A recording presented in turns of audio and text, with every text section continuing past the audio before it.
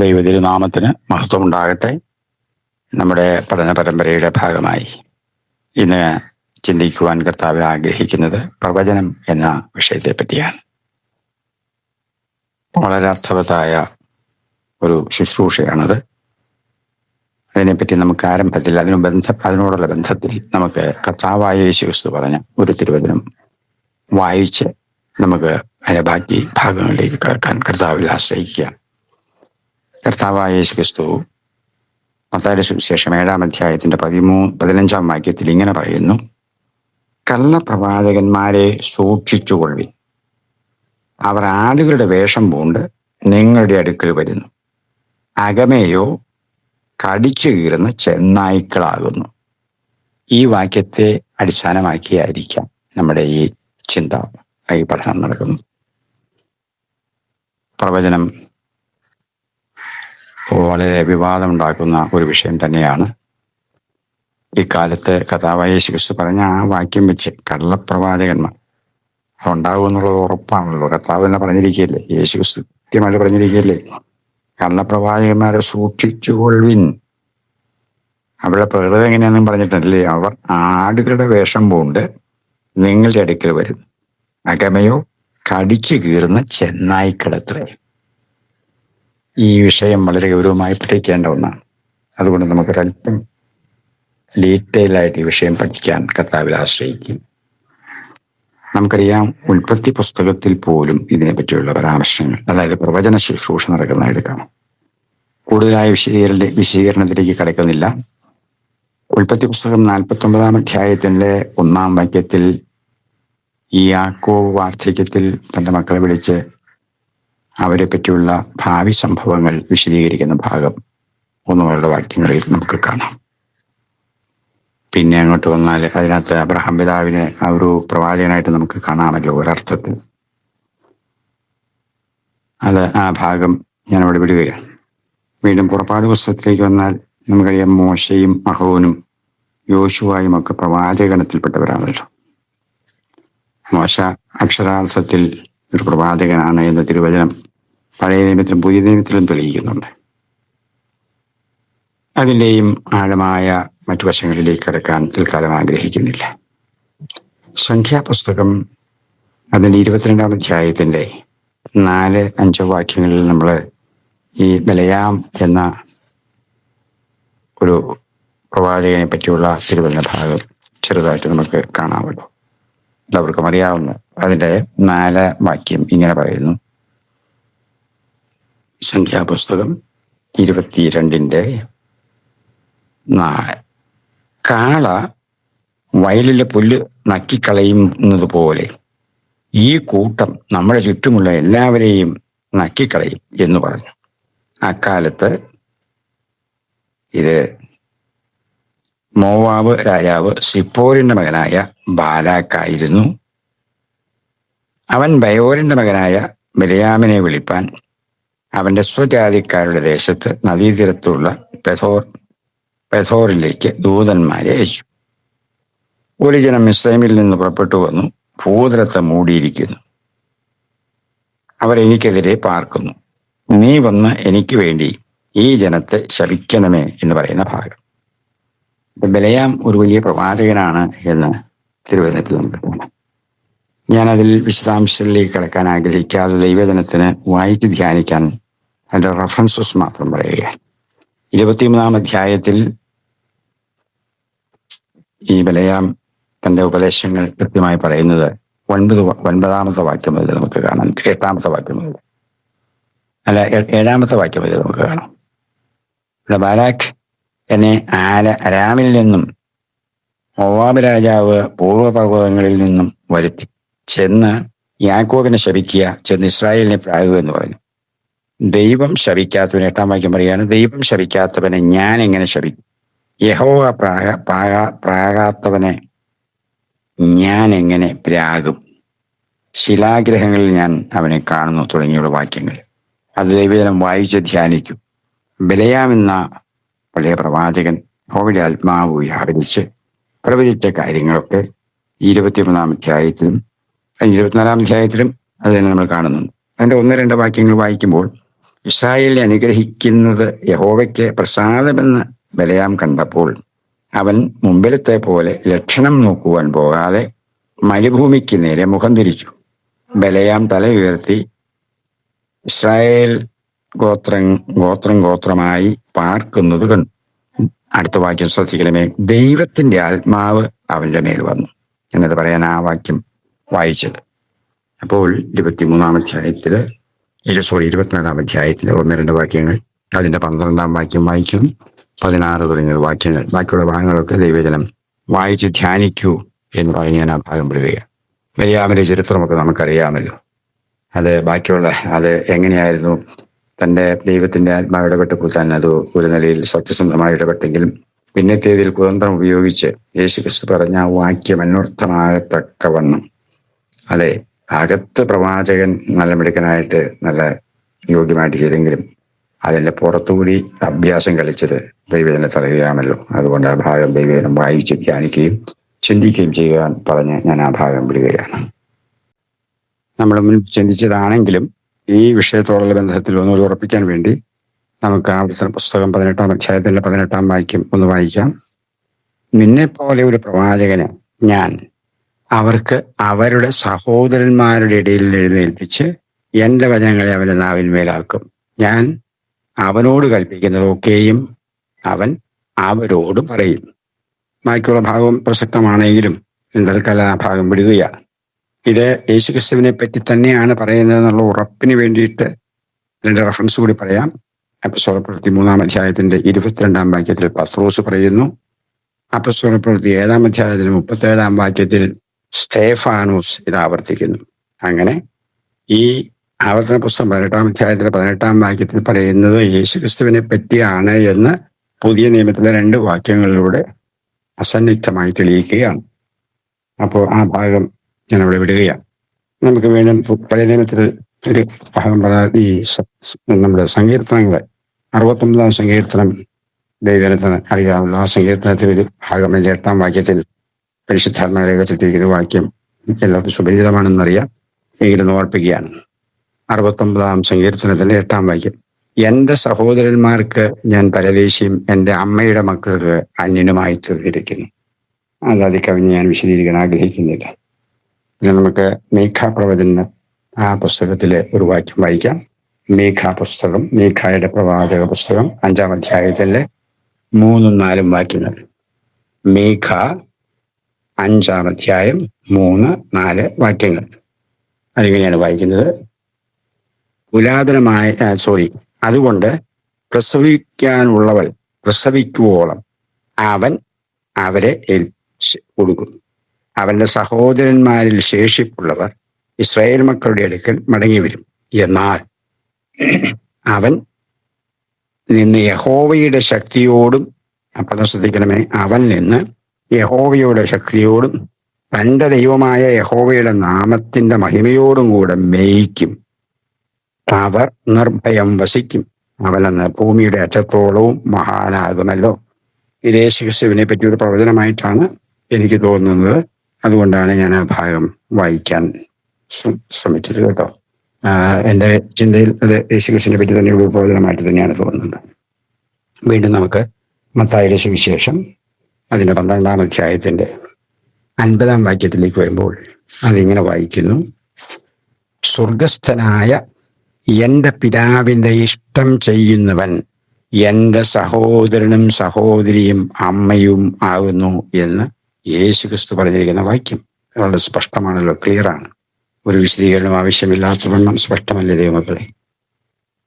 അതുപോലെ തന്നെ മത്തായിയുടെ സുവിശേഷം 25-ാം അധ്യായത്തിന്റെ 40-ാം വാക്യത്തിലേക്ക് വന്നാൽ അവിടെയും പ്രസക്തമായൊരു വാക്യം നമുക്ക് കാണാം. മത്തായിയുടെ സുവിശേഷം 25-ാം അധ്യായത്തിന്റെ 40-ാം വാക്യം. എന്റെ രാജാവ് അവരോട്, എന്റെ ഈ ഏറ്റവും ചെറിയ സഹോദരന്മാരിൽ ഒരുത്തിന് നിങ്ങൾ ചെയ്തെടുത്തോളം എല്ലാം എനിക്ക് ചെയ്തു എന്ന് ഞാൻ സത്യമായിട്ട് നിങ്ങളോട് പറയുന്നു എന്ന് അരുളി ചെയ്തു. 25-ാം അധ്യായം എല്ലാവർക്കും സുപരിചിതമായ അധ്യായമാണല്ലോ മത്തായി സുവിശേഷം.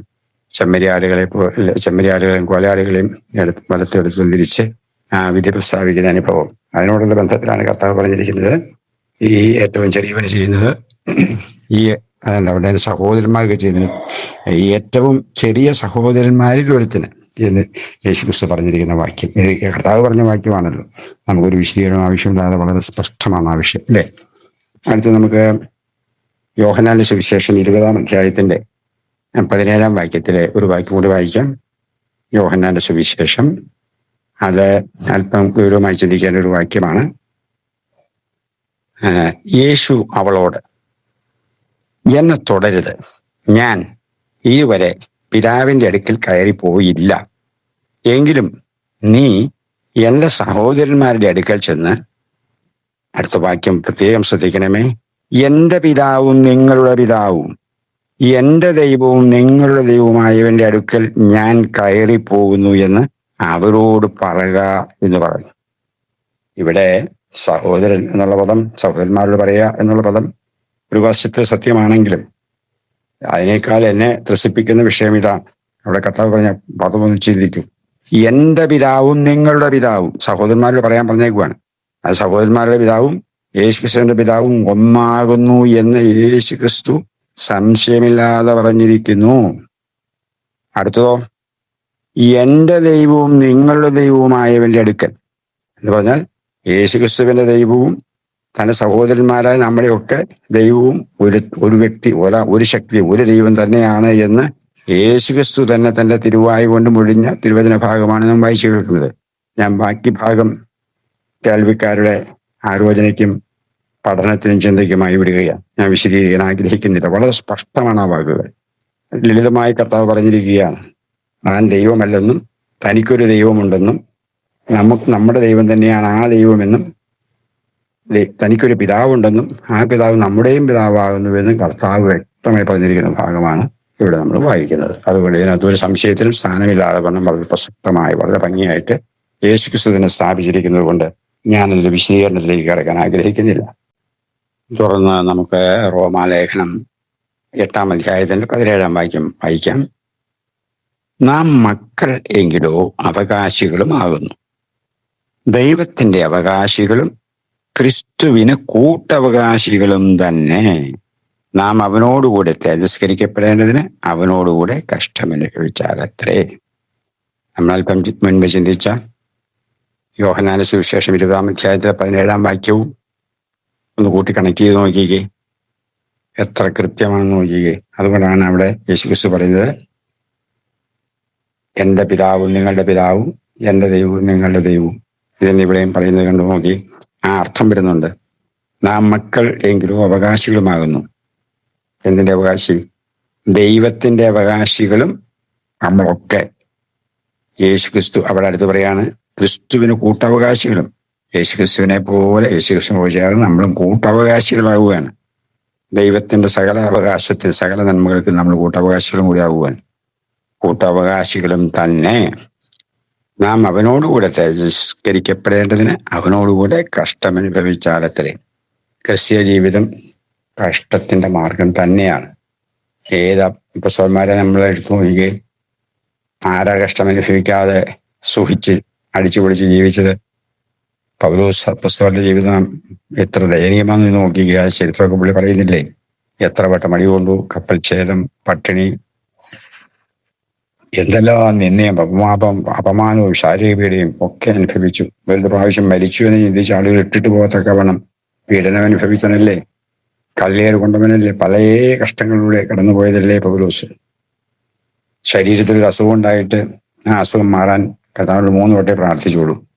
അപ്പം കർത്താവ് പറഞ്ഞ് സൗഖ്യമാക്കാൻ, ഞാൻ സൗഖ്യമാക്കുന്ന യഹോവ അതിൻ്റെ അടിപ്പുറം സൗഖ്യം വന്നിരിക്കുന്നു എന്ന് പറഞ്ഞ് സൗഖ്യമാക്കുകയല്ല ചെയ്തത് എന്ന് എന്റെ ദൈവജനമേ വളരെ ഗൗരവത്തോടെ നിങ്ങൾ കാണൂ, ശ്രദ്ധിക്കൂ.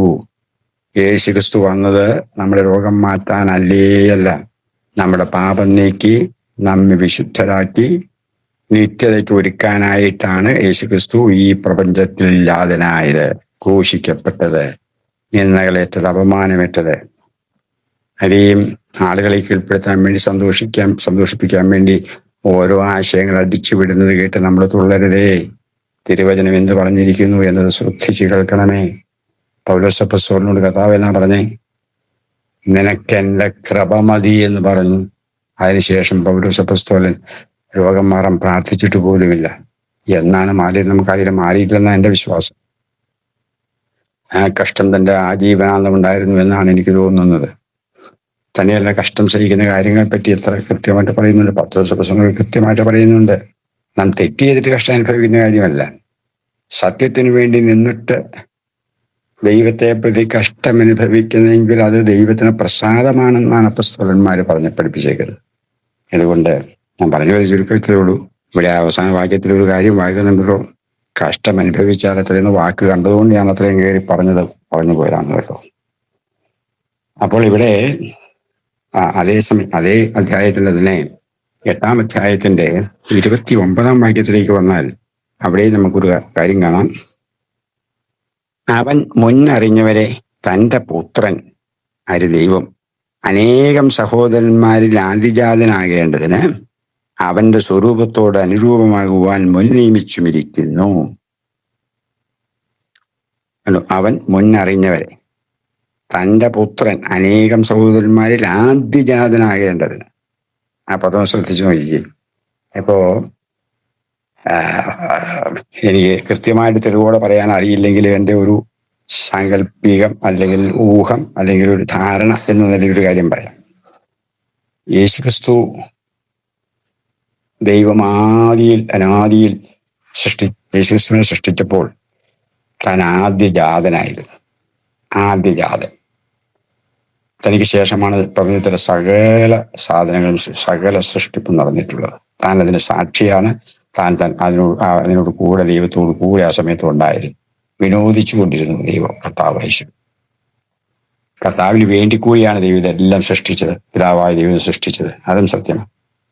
അപ്പോ ചുരുക്കി പറഞ്ഞാൽ ദൈവം ഈ സൃഷ്ടിപ്പ് നടത്തുമ്പോൾ യേശുക്രിസ്തു കൂടെയുണ്ട് എന്നുള്ളതല്ലാതെ യേശുക്രിസ്തു അല്ല സൃഷ്ടിപ്പ് നടത്തിയത്. യേശുക്രിസ്തു തന്നെ ഒരു സൃഷ്ടിയാണ്. ഇവിടെ ആ വാക്യത്തിൽ തന്നെ ക്ലിയറാണ്. അവൻ മുന്നറിഞ്ഞവരെ തൻ്റെ പുത്രൻ, കണ്ടോ, തൻ്റെ പുത്രൻ എന്ന് പറഞ്ഞാൽ എന്താ അതിൻ്റെ അർത്ഥം? അനേകം സഹോദരന്മാരിൽ ആദിജാതനാകേണ്ടതിന് അവന്റെ സ്വരൂപത്തോട് അനുരൂപമാകുവാൻ നിർമ്മിച്ചിരിക്കുന്നു. അപ്പൊ യേശു പ്രപഞ്ചത്തിൽ ആദ്യമേ ദൈവം സൃഷ്ടിച്ചപ്പോൾ താൻ ആദ്യജാതനായിരുന്നു. എൻ്റെ അഭിപ്രായത്തിൽ ഞാനത് പറഞ്ഞിരുന്ന ഈ പോയിന്റ് ഇതാണ്, ഏകജാതനുമായിരുന്നു. പക്ഷേ യേശുക്രിസ്തു ഭൂമിയിൽ വന്ന് ഇവിടെ ജനം വീണ്ടും ജനാനുഭവത്തിലേക്ക് നയിക്കപ്പെട്ടതോടുകൂടി അവരും ദൈവമക്കളായല്ലോ. അപ്പോൾ ദൈവമക്കൾ എന്ന് പറഞ്ഞ് ധാരാളം ദൈവമക്കൾ ഈ ഭൂമിയിലുണ്ടായി. അങ്ങനെ വന്നപ്പോൾ ദൈവത്തിന് യേശുക്രിസ്തു ആദ്യജാതനാണെങ്കിലും അതുകൂടാതെ ഭൂമിയിൽ ധാരാളം ദൈവമക്കൾ ഉണ്ടായപ്പോൾ ഏകജാതൻ എന്ന യേശുക്രിസ്തുവിന്റെ പദവി നഷ്ടപ്പെട്ടു എന്നാണ് എൻ്റെ ഒരു തോന്നൽ. അതാ ഞാൻ പറഞ്ഞത്, എനിക്കതിന് തെളിവ് പറയാൻ അറിയില്ല, അതിന് കൃത്യമായ വാക്യങ്ങൾ പറയാനും അറിയില്ല. എൻ്റെ ഒരു തോന്നൽ, ഊഹം എന്ന് ചിന്തിച്ചാൽ മതി. അപ്പോൾ ഇപ്പോൾ കർത്താവായ യേശുക്രിസ്തു ആദ്യജാതനാണ്, പക്ഷെ ഏകജാതനല്ല. കാരണം നമ്മളൊക്കെ ദൈവത്തിൻ്റെ മക്കളായിട്ട് ഉള്ളതുകൊണ്ട്. ഞാൻ കഴിഞ്ഞ ഏതോ ഒരു ലക്കത്തിൽ ഒരു സൂചന പറഞ്ഞിരുന്നു. ലൂക്കോസിന്റെ സുവിശേഷം 3-ാം അധ്യായത്തിന്റെ അവസാനത്തെ 38-ാം വാക്യത്തിന്റെ അവസാന ഭാഗം, ആദാം ദൈവത്തിന്റെ മകൻ എന്ന് പറഞ്ഞൊരു വാക്യമുണ്ട്. നമ്മളൊക്കെ ആദാമിന്റെ മക്കളാണല്ലോ. ആ നിലയിൽ ദൈവത്തിന്റെ മകൻ ആദാമെങ്കിൽ നമ്മളും ദൈവത്തിന്റെ മക്കളാണ് ആ അർത്ഥത്തിൽ. പക്ഷെ പാപം ചെയ്ത് ദൈവദേശം നഷ്ടപ്പെട്ടു പോയതുകൊണ്ട് ആ ദൈവദേശം വീട്ടിലേക്കാൻ നമ്മൾ ദൈവമക്കളാകുവാൻ പദവി ലഭിക്കാൻ വേണ്ടിയാണ് യേശുക്രിസ്തു ഭൂമിയിൽ വന്നത്. അങ്ങനെ വീണ്ടും ജനിച്ച ദൈവമക്കൾ ദൈവത്തിന്റെ മക്കളായപ്പോൾ യേശുക്രിസ്തു ആദ്യജാതനും നമ്മൾ യേശുക്രിസ്തുവിന്റെ പ്രിയ സഹോദരങ്ങളുമാണ് എന്നതാണ് എൻ്റെ പഠനത്തിൽ എനിക്ക് മനസ്സിലായ ചിത്രം. ഞാനത് സൂചിപ്പിക്കാൻ വേണ്ടി അത്രയും പറഞ്ഞു എന്നേ ഉള്ളൂ. അതാണ് 29-ാം വാക്യത്തിലൂടെ നമുക്ക് ഏകദേശമായി മനസ്സിലാക്കാൻ കഴിയുന്നത്. തുടർന്ന് നമുക്ക് എബ്രായ ലേഖനത്തിലേക്ക് വരാം. അതിൻ്റെ 2-ാം അധ്യായത്തിന്റെ 11-ാം വാക്യം നമുക്ക് വായിക്കാം. വിശുദ്ധീകരിക്കുന്നവനും വിശുദ്ധീകരിക്കപ്പെടുന്നവർക്കും എല്ലാം ഒരുവനല്ലോ പിതാവ്. അത് ഹേതുവായി അവൻ അവരെ സഹോദരന്മാർ എന്ന് വിളിപ്പാൻ ലജ്ജിക്കാതെ, ഞാൻ നിന്റെ നാമത്തെ എൻ്റെ സഹോദരന്മാരോട് കീർത്തിക്കും, സഭാമധ്യേ ഞാൻ നിന്നെ സ്തുതിക്കും എന്നും ഞാൻ അവനിൽ ആശ്രയിക്കും എന്നും ഇതാ ഞാനും ദൈവം എനിക്ക് തന്ന മക്കളും എന്നും പറയും. ഇവിടെ അതിൽ ആദ്യത്തെ വാക്ക് വളരെ പ്രസക്തമാണ്. വിശുദ്ധീകരിക്കുന്നവൻ. അതായത് നമ്മളെ വിശുദ്ധീകരിക്കുന്ന യേശുക്രിസ്തു വഴിയാണല്ലോ. അതാണ് വിശുദ്ധീകരിക്കുന്നവനും വിശുദ്ധീകരിക്കപ്പെടുന്നവർക്കും. അതായത് ഈ ഭൂമിയിലുള്ള ദൈവജനം, ദൈവജനമല്ല, ഈ ഭൂമിയിലുള്ള എല്ലാ മനുഷ്യരും യേശുക്രിസ്തുവിന്റെ രക്തത്താൽ വിശുദ്ധീകരിക്കപ്പെടുന്നവരെ ഉദ്ദേശിച്ചാണ് വിശുദ്ധീകരിക്കപ്പെടുന്നവർക്കും എന്ന് പറയുന്നത്.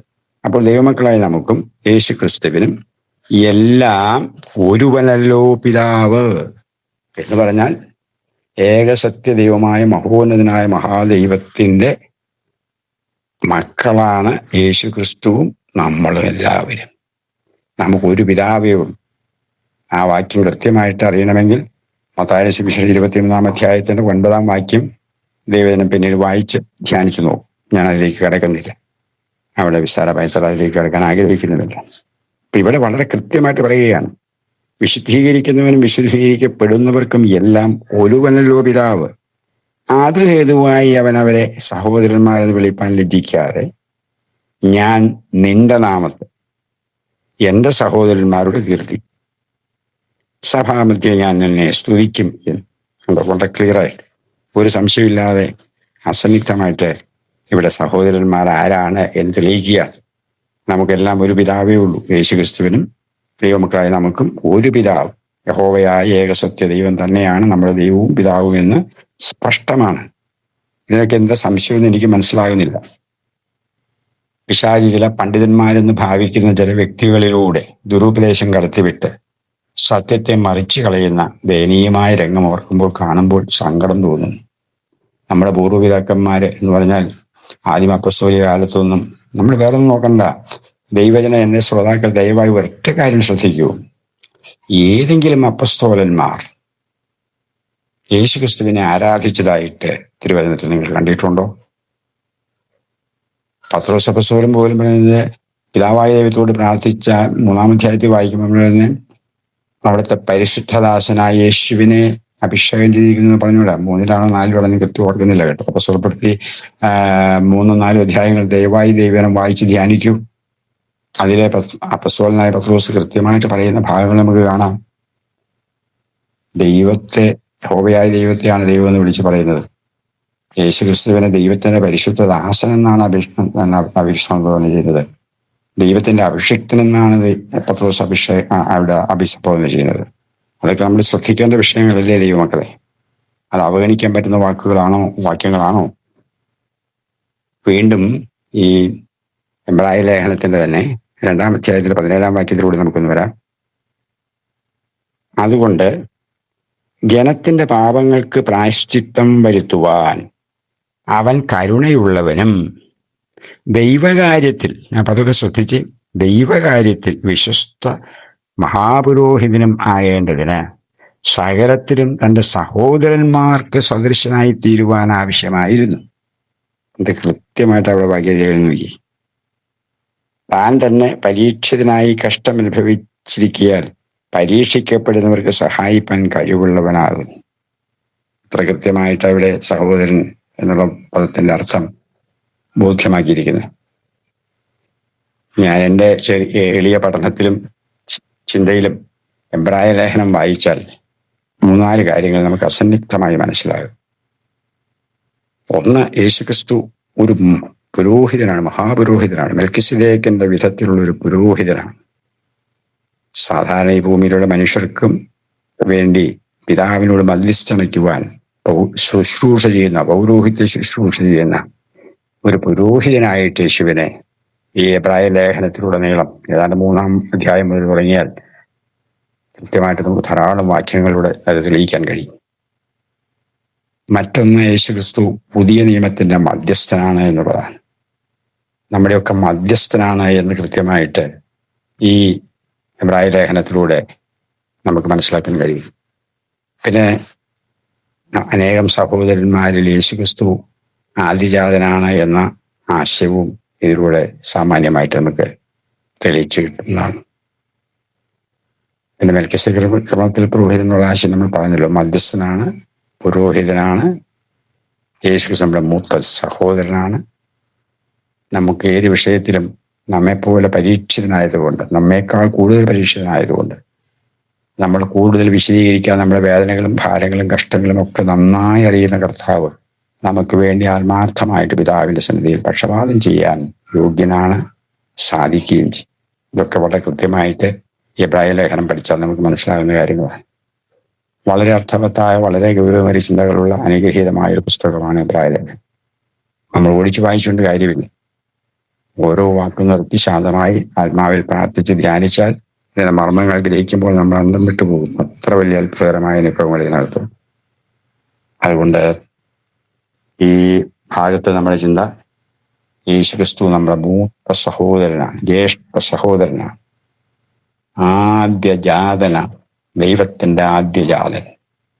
ഇതെല്ലാം തിരുവചനത്തിൽ അസന്നിഗ്ധമായി വെളിപ്പെടുത്തപ്പെട്ടിരിക്കുന്ന ഭാഗങ്ങളാണ്. എൻ്റെ ശ്രോതാക്കളോട് ഒരു അഭ്യർത്ഥന കൂടി നടത്തിക്കൊണ്ട് ഞാൻ ഈ ഭാഗം ഇവിടെ അവസാനിപ്പിക്കുകയാണ്. നമ്മൾ അല്പം മുൻപ് ചിന്തിച്ച യോഹന്നാന്റെ സുവിശേഷം 20-ാം അധ്യായത്തിന്റെ 17-ാം വാക്യം ശ്രോതാക്കൾ എല്ലാവരും കഴിയുമെങ്കിൽ പലവട്ടം ആത്മാവിൽ പ്രാർത്ഥിച്ച് വായിച്ച് ധ്യാനിച്ച് അതിൻ്റെ പൊരുളും അർത്ഥവും ഗ്രഹിക്കാൻ ഒന്ന് ശ്രമിക്കണമേ എന്ന് പറഞ്ഞ് ഈ ഭാഗം ഇവിടെ അവസാനിപ്പിക്കുകയാണ്. നമുക്ക് അടുത്ത ഭാഗത്തിൽ മറ്റു വിഷയവുമായി വീണ്ടും കേൾക്കാം. അതിനായി ദൈവം നമ്മെ സഹായിക്കട്ടെ. ദൈവകൃപയിൽ നമുക്ക് ആശ്രയിക്കാം. ആമേൻ, ആമേൻ, ആമേൻ.